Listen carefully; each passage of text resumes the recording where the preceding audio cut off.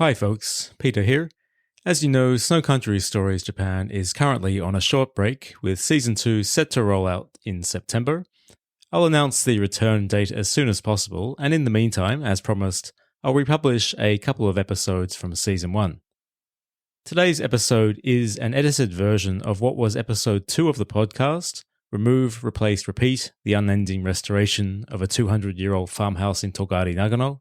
The original episode was around 60 minutes long, whereas this edit is only around 20 minutes, providing a taste of the overall conversation with my guest, Rich Morgan, about he and his wife Maiko's renovation of a traditional kominka farmhouse. I thought it worth republishing an edited version of this episode, as given the length of the original, you might not have had time to get through it, and being the second episode, it was squeezed between the first and the third, which were uploaded on 3 consecutive days to launch the pod. Therefore, it only had top billing for 24 hours before the next episode rolled in. I think this shorter version captures the essence of the chat, so I hope it's of interest in itself, and might also prompt you to listen to the longer original episode. In that chat, we went into a lot more detail about Togari, the snow and sense of community there, the house itself, and Mikey's business finding and renovating these beautiful old buildings for people. If you've clicked on this episode as your first of the Snow Country Stories Japan podcast, thanks for joining us, and I hope you enjoy it. Just worth repeating that this isn't a full episode. It doesn't have all the usual trimmings of my intro, outro, and an episode page on the website. Check out your podcast app for the library of episodes from Season 1, and for more information, visit the website snowcountrystories.com. And now, here's my chat with Rich.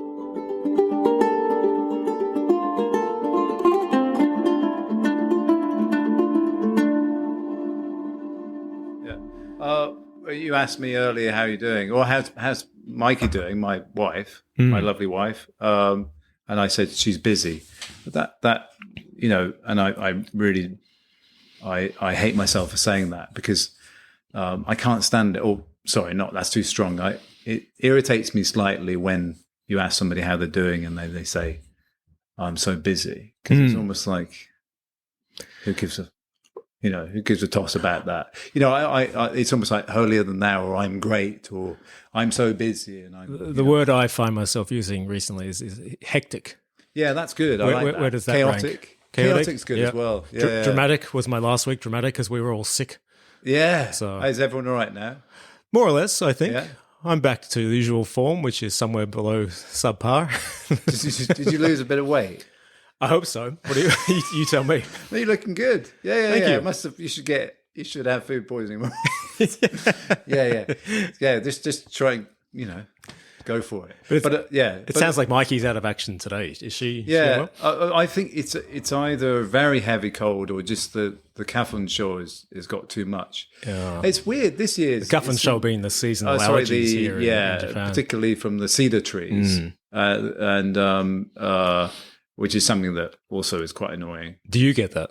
No, I don't. I've heard from a doctor friend, and he's a real doctor. He's Although what I'm going to say next, this qualifier gives me no confidence. But go ahead. Maybe he hasn't got a license because he said that perhaps wearing contact lenses makes a big difference. It helps. Obviously. Yeah, it helps because I don't. I feel like this at this time of year, like I can feel something in the air. Like maybe it's just me, maybe it's just but I can feel there's some kind of something going on with this, because sometimes you can actually see clouds of absolutely. Green When I drove, incredible. It's beautiful, actually. When I drove up here this morning, the windshield when I got in the car was just covered in that kind of yellow pollen. That's because you dust. live in Nagano, though. I do. I'm currently doing a 3-year course of meds to get rid of my allergy. Are you really? Yeah, a tablet every day. It seems to be working because you don't seem absolutely. It is. Oh, brilliant! Yeah, that's great. Oh, absolutely. That's why. So I'm happy to call myself an old man. On kind of permanently on medication now. Right. How old are you? 44. Oh, well, I'm 48. So right. Yeah, great. Yeah. I always forget your age. You've told me on numerous occasions. In fact, when you first introduced yourself, you said, "My name's Peter. I'm 40 or something." Yeah, that's how I go around. Yeah. Is that an Australian thing? Or? Me? Well, possibly. I mean, I'm just happy that anyone speaks to me. So excited when a Right. conversation begins. Yeah. So the reasons for start the podcast is to force people to talk to me. Right. No, well, you don't need to force me to start talking. You know me. I do know you. And just to introduce you to any listeners today, I'm speaking with Rich Morgan, a friend living up here in Togari, Nagano. Just to help Rich, for anyone who's not familiar with the area, where is Togari in relation to Nagano and the rest of Japan? So Nagano Prefecture is right bang in the middle of Japan, and it's landlocked. There are I'm sure there's a number out there, but there are very few prefectures in Japan that are landlocked. Yeah, I imagine there wouldn't be many at all. Yeah, that's right. And it's sort of northwest of Tokyo in the Kanto region, and about 4 hours by car from Tokyo on the highway.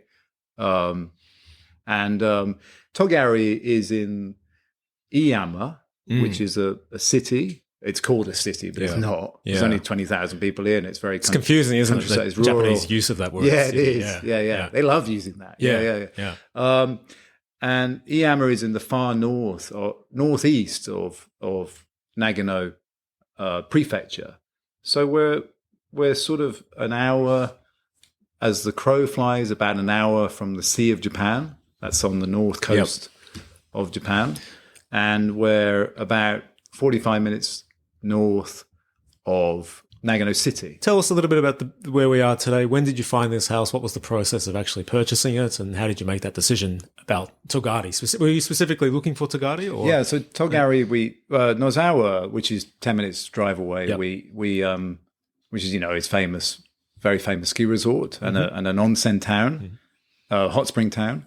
And we with a group of Japanese friends, about 20 of us, we went there 2010 New Year and had a party there and skied and it was great. It was quite a big snow year. And the following February, so this is 2011, just 1 week before the huge earthquake, the Tohoku earthquake, we came back that weekend, just the two of us. And it was also still huge snow. And at that time, there was no bullet train, and it was quite tough getting there. And then, Oh, so that's before the bullet train was extended. Okay. And then we heard that the bullet train was going to be opened, the Hokuriku bullet train that goes to Kanazawa on the north coast.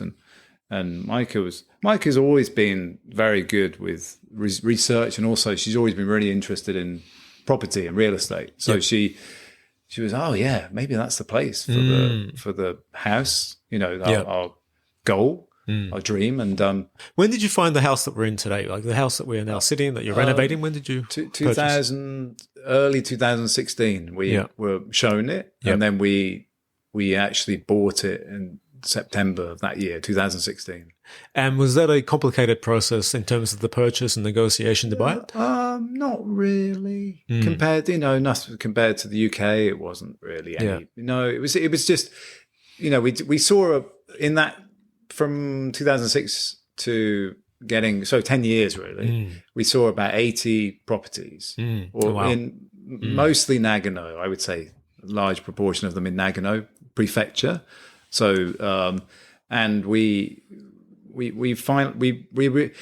be honest, on a personal note, we found out the year before.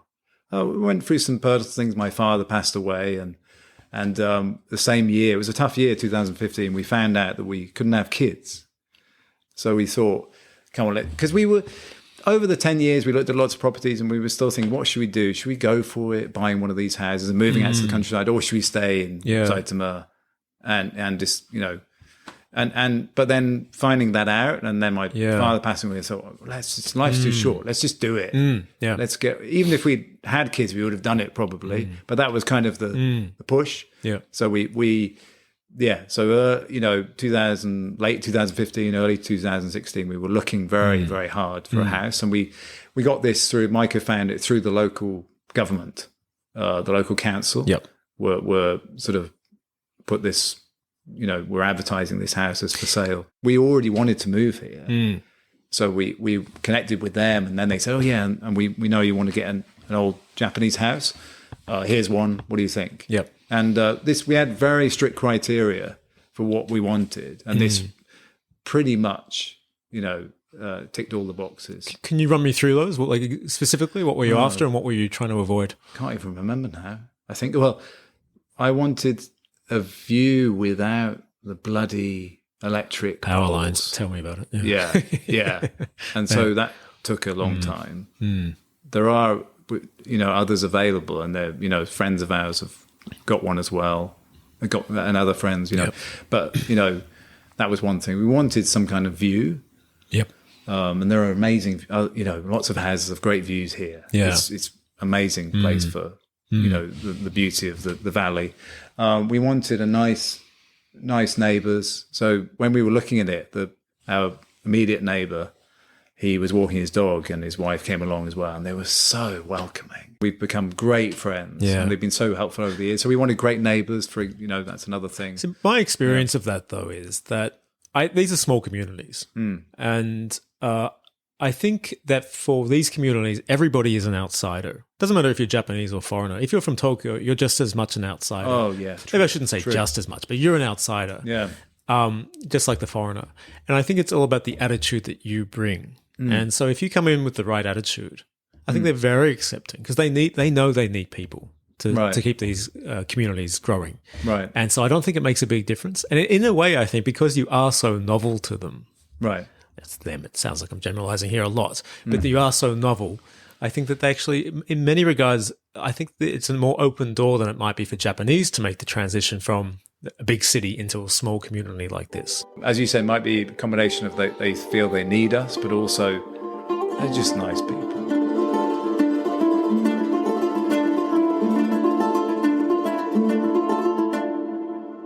What do you know of the history of the house? Like, how old is it, and who was living here prior to you guys taking it on? So, when we bought it, we were told it was 200 years old. So now it's about 205, whatever.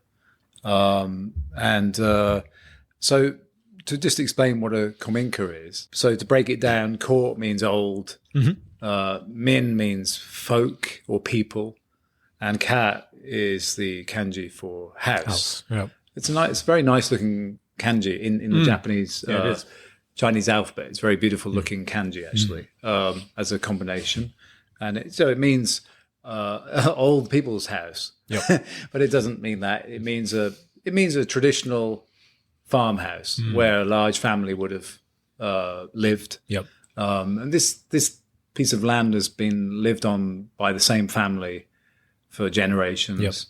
Yep. We were told something in the region of 400 years. Oh, really? So there would have been previous incarnations of this house on this land before, which is I find fascinating. And I imagine the first step of any renovation of one of these old houses is just pulling everything off it. Yeah. And to see what the reality is. So there's the kind of first step.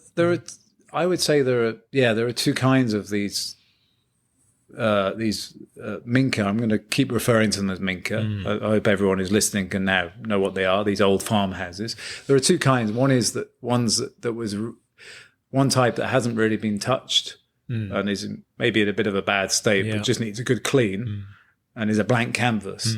And the other kind that was really, I would say, bastardized in the 60s, 70s, 80s by the families who were living in them, where they tried to modernize them. And as we know, the 70s wasn't a great time for interiors and it was very badly done. So when we bought this area we're sitting in now was completely different. It was just very low, horrible sort of vinyl ceilings, white vinyl, horrible composite material. And the floor was raised up 40 centimeters with a horrible fake wooden floor. And 3 or 4 separate rooms, disgusting bathroom and toilets. And, this separate room idea because of heat, because it gets cold around here, to save energy and whereas originally pre-war the first 150 years of its life, probably it was just 2 basic rooms. This big open room with the open ceiling with a huge fire and a horse and a goat living in the room. and a kitchen, a very basic kitchen area. Earthen floor. That's right. Yeah. Soil floor. Yeah. And then on the other side, as you look at the house, normally on the right-hand side, as you look at the house, would have been the tatami area, the sleeping area, the natural straw bedding area. And that was it, really. Yeah, the first big job was putting the bathroom in and the toilets, because we needed those. And then the second phase, 2020, I had a good friend who's also a minka lover. He's got a beautiful minka up the road. I unfortunately slipped a disc in my back, and country life, lifting something and not bending my knees. Yeah. So he did a huge amount of the demolition, and he's a rock star. It was brilliant, and so ripped out all of this horrible 70s kitsch kind of material, and we took it away, and then we were left with this basic shell. Yeah, and the walls had to be redone. Just the pillars were left, and the main beams. Yep. All the solid walls you can see, apart from this original, we had to rebuild. Yep. Yeah. So it was a big project. We had a wonderful carpenter who helped us all the way, throughout the whole project.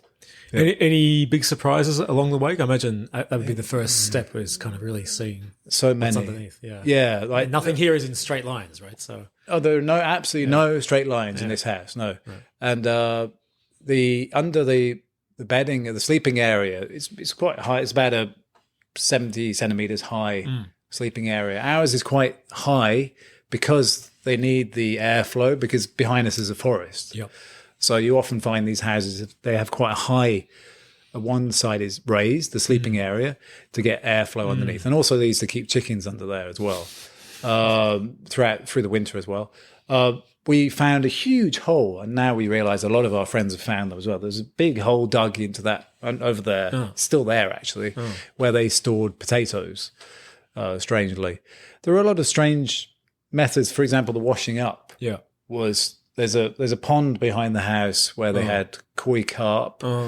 When they washed their dishes, it was majority of what they ate was vegetable based. Yeah. No meat, not even much fish in this area. They would just wash the dishes with water. The grey water would go into the pond, and the koi would eat the bits of food left on the plates that would come off the plates. Yeah. It was a brilliant system, really. Yeah. So, but I do wonder what's in that. The bed what's the bed of that pond composed of? Yeah. It's another example of just these houses really are living things in themselves. Yeah. And as you mentioned, you're sharing it. It's not just yours. There's all these other things that are reliant and living in and around the house. Yeah. Something which is a really wonderful thing. And one thing I like about the renovation that you're doing is that you really seem to be focused on retaining a lot of the actual character and history of the house, with the exposed earthen walls, showing things like this. I think a lot of renovations of these older houses are done very nicely, but I noticed that they seem to again, maybe they cover it up a little bit better than they did in the 70s. But they often will cover up the bones of the house. And you guys seem to be leaving it very open. I really admire anyone who takes on these houses with the passion. And speaking of words, you mentioned you don't like the people who describe themselves as busy. I think the word passion is used way too much. Oh, sorry, yeah. But it does take that, literal passion to actually undertake these houses and restore them in the way that you're doing. So I really admire you for that. But the fact that also it extends to a broader approach to actually assisting the community. And maybe passion, finding more people to come in is a fantastic thing. Perhaps passion is the wrong word. Weirdness might be better. Yeah, that's what's required. Yeah. You can't be. I don't think any of us are normal. We're not like I suppose we don't like the drudgery of Tokyo life. We kind of got tired of it, and we appreciate aesthetics. I mean, we're not saying we're better than we appreciate. You're not like. I suppose we could be called old romantics, but we're not saying we're better than anyone who doesn't appreciate these old houses, but we like it. Can I say one more thing? Go for it. Well, as we sit here and talk, what one thing I've noticed about everyone, our Minka and everyone else's Minka, is and we mentioned all the stuff that could be below us, after the family living for all those years, and children visiting and the neighbors coming over centuries, literally. Isn't it amazing to think of all the conversations and dramas that have happened, in this building? And that's why I really think they deserve protecting. It's not just about the building, the pillars, the trees that have been used to make them. It's about the memories, and the stories. And that's what we need to cherish and protect.